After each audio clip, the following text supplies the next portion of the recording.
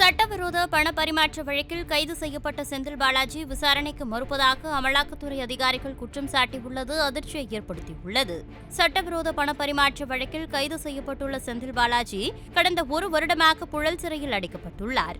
தனது உடல் நலத்தை காரணம் காட்டி பலமுறை ஜாமீன் கேட்ட இவருக்கு நீதிமன்றம் வழங்க மறுத்துவிட்டது. இதற்கிடையே போக்குவரத்து துறையில் வேலை வாங்கி தருவதாக ஏமாற்றிய வழக்கு முடியும் வரை அமலாக்கத்துறை விசாரணையை தள்ளி வைக்க கோரி செந்தில் பாலாஜி தரப்பில் மனு தாக்கல் செய்யப்பட்டது.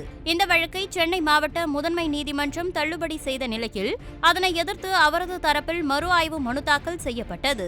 இந்த வழக்கு இன்று விசாரணைக்கு வந்த நிலையில் சட்டவிரோத பண பரிமாற்ற வழக்கில் செந்தில் பாலாஜி விசாரணைக்கு ஒத்துழைக்க மறுக்கின்றார் என குற்றம் சாட்டியுள்ளது. இதையடுத்து இந்த வழக்கு ஜூன் 21ஆம் தேதி தள்ளுபடி செய்யப்பட்டது.